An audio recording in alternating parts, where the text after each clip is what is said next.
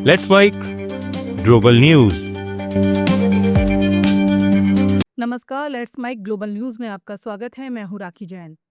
अमेरिकी राष्ट्रपति Donald Trump ने दावा किया है कि अमेरिकी सेना ने ईरान के उन ठिकानों को निशाना बनाया है जिन्हें लंबे समय से खोजा जा रहा था। अमेरिकी राष्ट्रपति डोनाल्ड ट्रंप ने सोशल मीडिया पर लिखा, ईरान में बड़ा दिन। हमारी महान सेना ने कई लंबे समय से ढूंढे जा रहे ठिकानों को नष्ट कर दिया।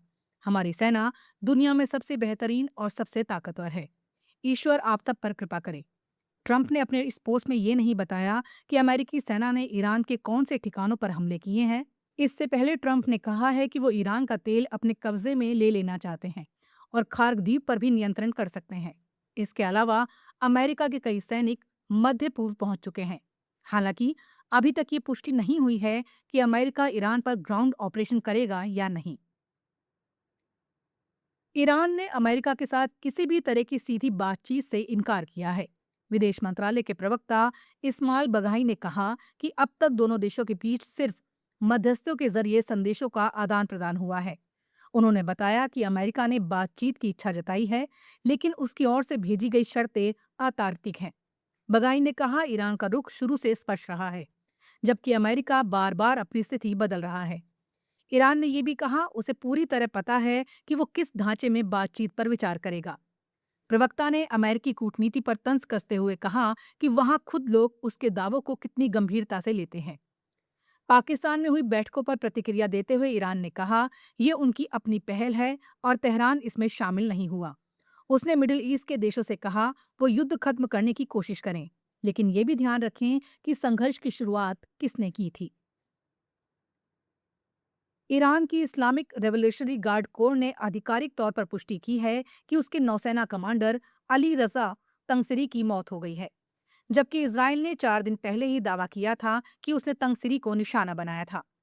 आईआरजीसी से जुड़ी तस्नीम एजेंसी के मुताबिक बयान में कहा गया, तंगसरी फौज को संगठित कर रहे थे, द्वीपों और तटों की रक्षा को मजबूत कर रहे थे। वो गंभीर चोटों की वजह से मारे गए। बयान में ये भी कहा गया, आईआरजीसी नेवी ने तंगसरी की गैरमौजूदगी के बावजूद तगड़े हमले किए और स्ट्रेट ऑफ हॉर्मुज पर मजबूत कंट्रोल बनाए रखा। आईआरजीसी ने कहा, दुश्मन को पूरी तरह खत्म करने तक चैन से नहीं बैठेंगे।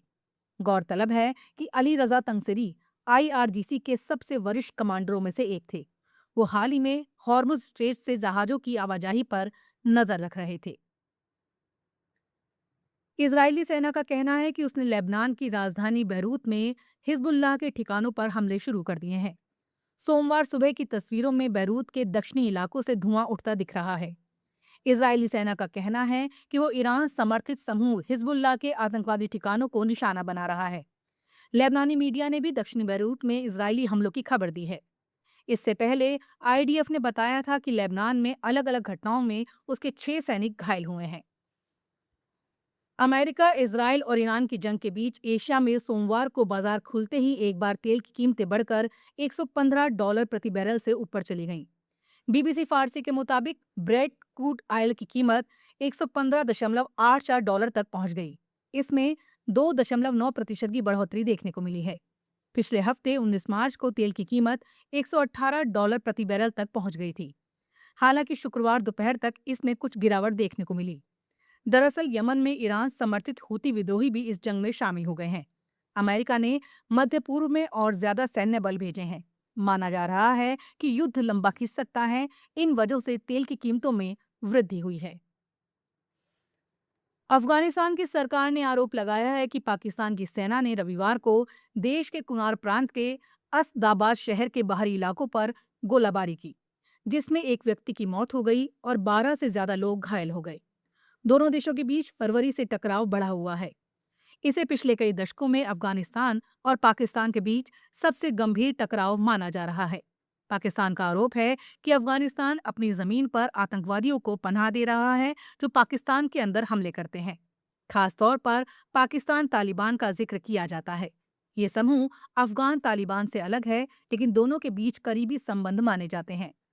अफगान तालिबान ने 2021 में अमेरिका के नेतृत्व वाली सेना की वापसी के दौरान सत्ता संभाली थी। हालांकि काबुल इन आरोपों को लगातार खारिज करता रहा है। ग्लोबल न्यूज में फिलहाल इतना ही। देखते रहिए, सुनते रहिए। Let's mic. नमस्कार।